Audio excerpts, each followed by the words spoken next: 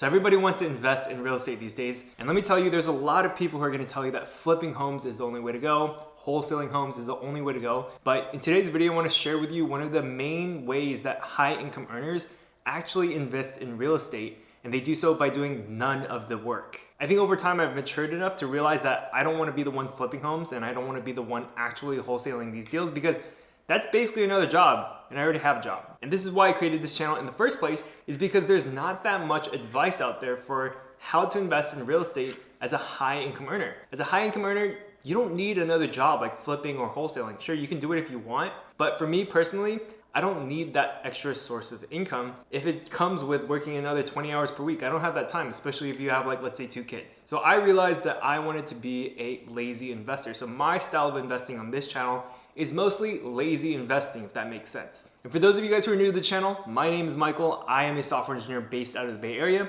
and I teach high W2 income earners how to invest in real estate to grow their net worth. So in a previous video, I mentioned how, for me personally, as a high W2 income earner, there are only a few real estate strategies out there that are intriguing to me. Currently, those strategies are the following. Number 1, buy and hold long-term rentals. Number 2, short-term rentals and mid-term rentals. And number 3, syndications. So those 3, nothing fancy, but the main thing I want you to realize is that all 3 of these strategies require you to have capital. And for somebody like me who is not living paycheck to paycheck, I do have a good amount of capital saved up every single year. You know, that's kind of right up my wheelhouse. If anything, the one thing that I don't have much of is time. And so that brings me to the topic of today's video, which is syndications are amazing for high income earners, and here's why. So if you've never heard of syndications, here's the high-level summary, okay, from what I understand. A syndication is when a group of investors pool their money together in order to buy an asset that's typically a larger asset, like a 100-unit apartment complex. Now, there are 2 main parties involved in a syndication.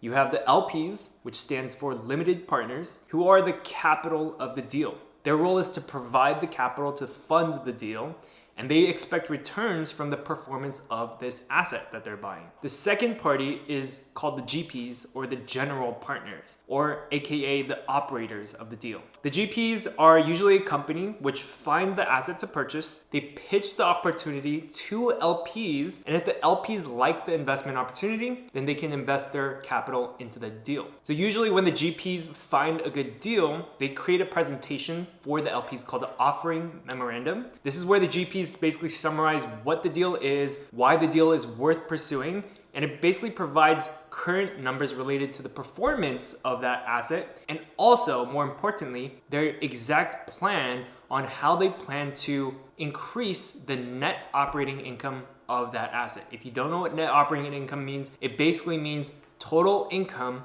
minus expenses for that property. Pretty much any unit that is 5 units or larger is now considered commercial real estate. So when you're buying like a 100-unit apartment complex, that is a commercial real estate building. The value of that asset is primarily based upon the net operating income that that asset produces. The primary goal of these GPs is to basically buy these underperforming multifamily commercial real estate assets and somehow increase the net operating income by either increasing the income, basically raising the rents, or by decreasing expenses. Doing one of those 2 things will increase the net operating income of that commercial asset so that they can sell it for a profit 5, maybe 6 years from now. So usually these GPs' plans of increasing NOI includes renovations, raising rents, and reducing expenses. That's the primary goal of the GPs. Now, the one thing you have to keep in mind with syndications, and the reason why not that many people know about syndications, is because only accredited investors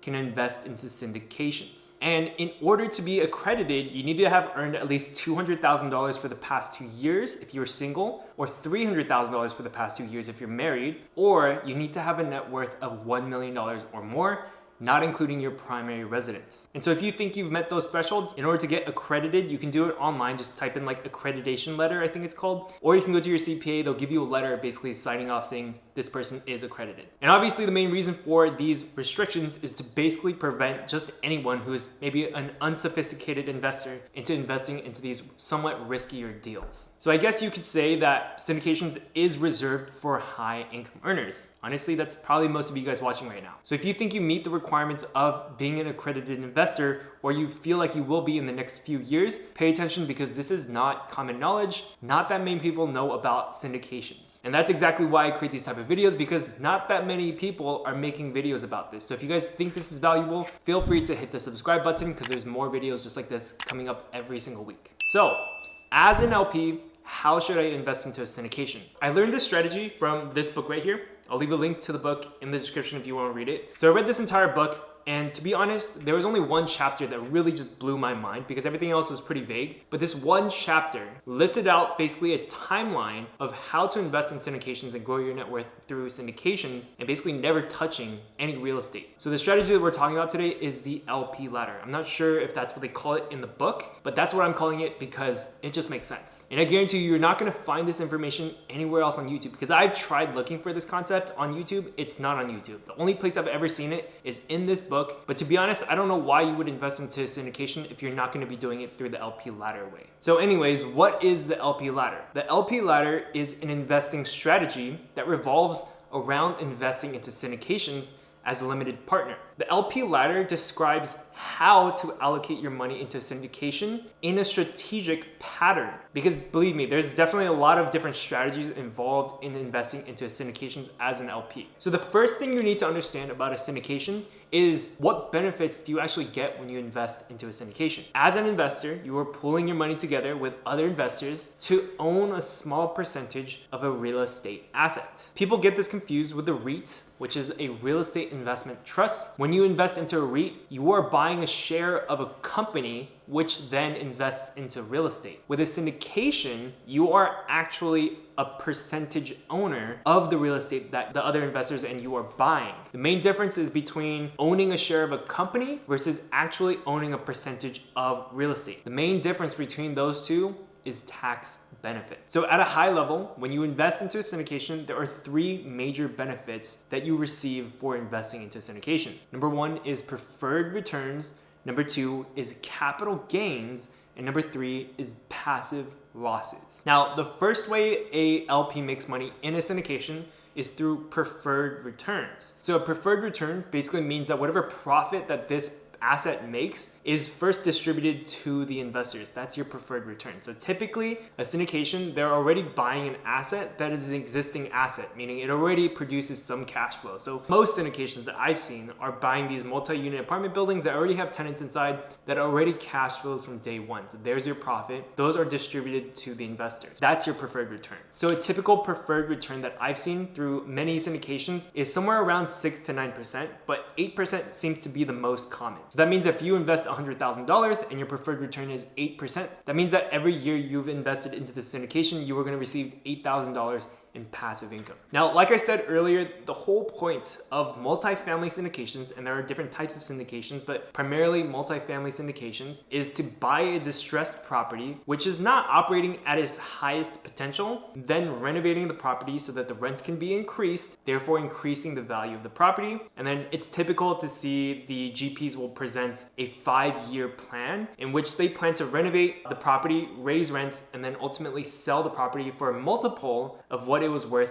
when they bought it. So as an investor, when the GPs decide to sell the asset for a huge profit, you are going to receive a portion of those capital gains. So if they bought it for $10 million and then 5 years later they sell it for $15 million, that $5 million capital gain, because you are a percentage owner of that real estate, you are going to get a percentage of that $5 million capital gains profit. And so this is the second way that LPs make money in syndications, is really that like big capital gain event after the asset is sold, after that 5-year hold period. Now I say 5 years, but it's very typical for a syndication to be held anywhere from 3 to 7 years. But the standard time frame for most syndications tends to be about 5 years long. So between your preferred return and the capital gains, it's very standard to see basically your money double in 5 years because you're receiving 8% for 5 years. Let's say you invest $100,000. That means for 5 years, you're receiving $8,000. So that's a total of $40,000 over 5 years. Well, at the 5-year mark, if they sell the property and you get a chunk of $60,000 of capital gains, that means what? It basically means that you receive $40,000 from your preferred returns, $60,000 from your capital gains,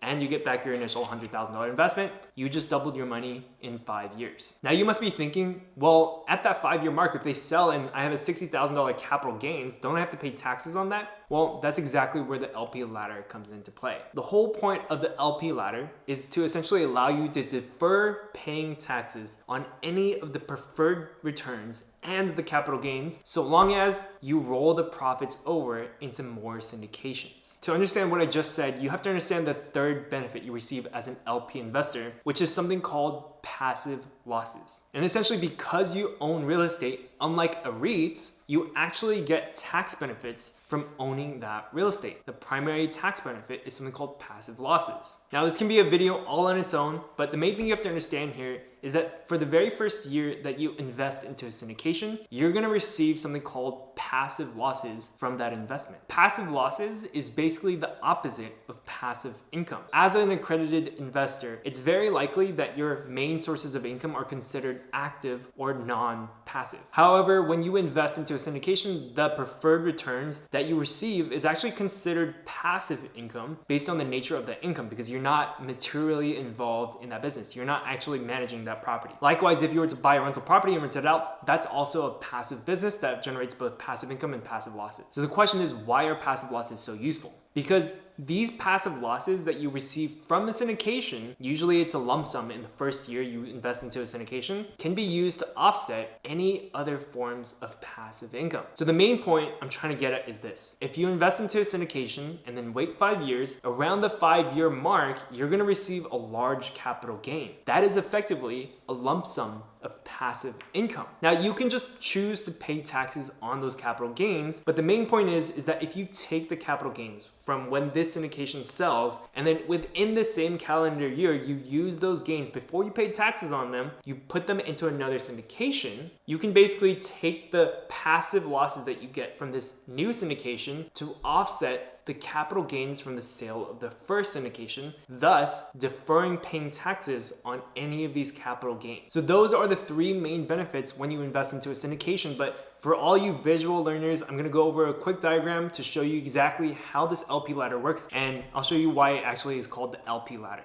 All right, so I'm gonna make this a whiteboard session because without a whiteboard or visuals, you're not gonna understand this. So this right here is the LP ladder. I know it looks confusing, but just stick with me and I'm gonna show you exactly how high income earners use syndications to grow their net worth without doing any of the work. Okay, so just as a reminder, I'm gonna keep this simple and I'm gonna use standard numbers for maybe a standard syndication. So we're gonna assume that a syndication returns 8% preferred return for 5 years hold period, okay? So meaning after 5 years, the operators, they sell the asset and you are gonna get, again, a chunk of the capital gains, okay? So we're gonna assume that you are going to double your money every 5 years. Now, if you're one of those people who are shaking your head right now saying, there's no way syndication can double your money every 5 years, then just go look at the track record of some of these other syndications. They do double your money in more than 5 years. And actually some of them, especially over the past 3 years, have outperformed that. But again, this is a hypothetical scenario. These are perfect numbers just for you to understand how the LP ladder works, okay? So let's dive right in. So as you can see here, we have 7 years and beyond, okay? Because again, this is a long-term investment strategy. We don't have enough space on this whiteboard to show you, but this should do the trick. This should show you enough of what you need to know so that you understand how this works, okay? So there are 7 years here. So as you can see, every column here is 1 year. Each row is going to indicate your investment into a syndication. So as you can see here, we have 1, 2, 3, 4, 5, 6, 7, 8, and beyond syndication investments as a limited partner, okay? So in year 1, you are a high income earner who can earn $100,000 after taxes. That's money that you've saved up that you've put into a syndication, okay? Again, assuming an 8% preferred return, that means that in the first year, you are gonna make $8,000 of passive income that goes straight into your pocket. That's pretty much it for year 1. Year 2, you're gonna save up another $100,000 and you're gonna put that into a second syndication. So now you got 2 balls rolling at the same time. Now, at the end of year 2, you will have collected $16,000 of passive income from those preferred returns. Now, in year 3, you're gonna take your profits from year 2, that $16,000, and you're actually going to tack it onto your $100,000 that you saved that year. And in year 3, you're going to invest not only your $100,000, but you're also going to invest the $16,000 of passive income that you received. So now you put $116,000 into the third syndication, and now your 8% on that $116,000 preferred return is $9,000. So now you got 3 balls rolling at the same time. Same thing, year 4, you're gonna take all of your passive income from year 3, which is $25,000 of passive income, and you're gonna tack that on to your $100,000 that you saved that year, and you're gonna put it into a syndication right there. Now you got 4 balls rolling at the same time. So what are you gonna do? Same thing here. You're gonna take all of your passive income from year 4, which is roughly $35,000, and you're gonna tack that on again to your $100,000. And stay with me here, I know we're kind of getting repetitive because the big shift, the mindset shift happens in year 5, okay? You got your $35,000 of passive income, you tack that on to your $100,000, you got $135,000, you invest it into a syndication again. So now at this point in time, you have 5 balls rolling. You got 1, 2, 3, 4, 5. Remember what happens after 5 years in the syndication. Usually there is something called a capital event indicated by this star right here. So a capital event is basically when the sponsors of the deal, or the GPs or the operators, whatever you want to call them, they sell the asset. So again, what happens when you sell the asset? As a LP, you get a percentage of the capital gains. At the end of year 5, right here, right before the beginning of year 6, is when you get your money back from the first syndication. Remember, you get your 8% preferred return, you get your $60,000 from the capital gains because they sold the asset, and then you get your $100,000 back, which was your initial investment. So if you count up how much money you actually made over that 5-year term, let's count it up. 8, 16, 24, 32, 40. So $40,000 plus your $60,000 of capital gains, that's $100,000. Plus you get your $100,000 back. You just made $100,000 on a $100,000 investment. You doubled your money in 5 years. But the question is, what do we do with this $60,000 of capital gains? Because if we end the year like this without investing into anything else, we have to pay taxes on this $60,000. So what are we gonna do instead? Well, the same year that we receive this capital gain, we are going to invest it into a syndication, which is what we see right here, okay? So as you can see, this number right here indicates all of the passive income that we received from this year right here. All of this, we're gonna roll it over into another syndication. All this right here is about $198,000. Again, tack on your $100,000 that you saved from your job this year, and you end up with $298,000 that you're gonna put into a syndication. So you're gonna put it into a syndication. Now notice that the passive income that you get jumped from $11,000 to $24,000 for this new ball that you just started rolling. Every single year, what you're basically doing is you're taking the profits, the preferred returns, plus the capital gains from these syndications and rolling it over into new syndications. But as you can tell, the biggest jump is from here. It's from that 5th year. The moment you first get your first capital $60,000 capital gains check from your first syndication, and you roll that into a new syndication, that's what's happening here. That's why there's such a massive jump here.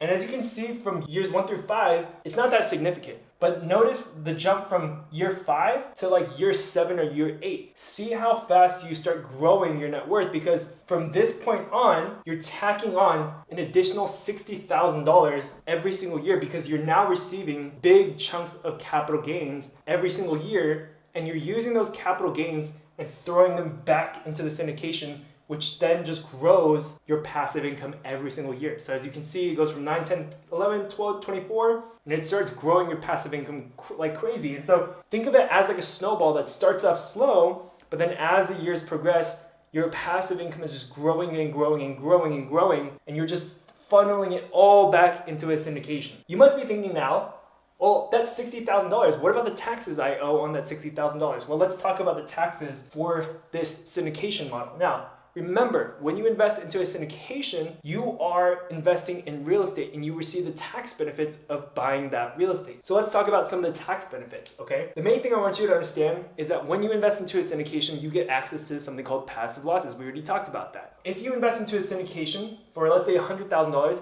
it's very common. I'm not gonna say it's industry standard, but it's pretty like common to see that for the $100,000 that you invest, you could get anywhere from 40 to 50% of your initial investment as a passive loss. That's $50,000 of passive losses. Remember, what does a passive loss do? It negates passive income. So every investment here is collecting $50,000 of passive income. This year you collected, let's say, $60,000 of passive income. And basically, you can use these passive losses and just reserve them to cancel out the passive income that you receive from these guys right here. All of this is negated because of the passive losses that you incur when you invest into a syndication. So you're using these to cancel out these guys like this. I know this looks really messy, but that's basically what's happening here, okay? You are canceling out all of this passive income with the passive losses that you receive here. Same thing with these capital gains. You can use these passive losses to offset the capital gains from these capital events. I know this looks really messy now, but that's effectively what you're doing. And so what the LP ladder effectively does is it allows your investments to grow, double your money every 5 years, and not pay taxes, or I should say defer paying taxes until you stop investing into the syndications, right? The only way I can not pay these capital gains is by taking that capital gain and rolling it over into a new syndication and using the passive losses from the new syndication to offset the passive income from the previous syndication. So that's why it's this like snowball effect, right? And so people say, okay, well, let's say in 20 years you continue this path. Eventually, some of these investments are going to be $1 million per year into these syndications. At that point, if you have 5 syndication investments going at the same time with $1 million invested into each one, how much passive income is that, right? That's $5 million total invested at 8%. You're looking at $400,000 of passive income to you every single year. And that's not a bad way to retire either. But the thing is,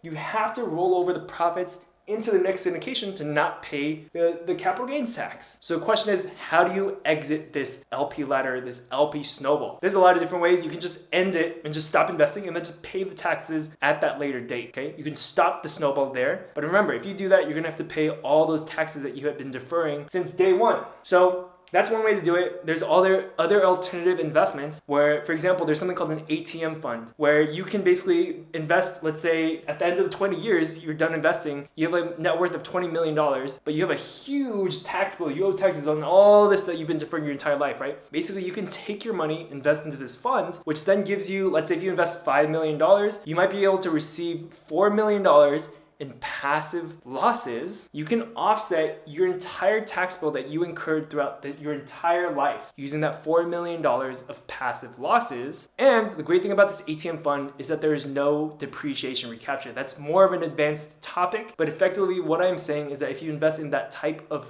fund, or that's also a type of syndication, the only difference is that that syndication does not have depreciation recapture. So it's an amazing way to basically exit this snowball without getting taxed on all of the stuff that you deferred throughout your entire lifetime. So this right here is a summary of the LP ladder. This again is a hypothetical, very I guess you could call it like a perfect scenario, but effectively, I hope you understand the idea of what an LP ladder is. The great thing about the LP ladder that you have to understand is that during this entire period, you have never touched a hammer. You have never fixed a toilet. You have never made a phone call to a landlord. You've never done anything, because again, syndications means that there is an operator who manages everything. So as a high income earner, as a dentist, as a doctor who's working 12-hour shifts, you don't want to deal with tenants, you don't want to deal with property managers even, this might be a really good option for you because it's completely 100% passive. Now, the only thing you have to remember about syndications is that you have to vet the syndicators, the people who are operating this business. They are the key to your success in syndications, right? So you want to go with somebody who's experienced, not somebody who's just only been doing this for 3-4 years,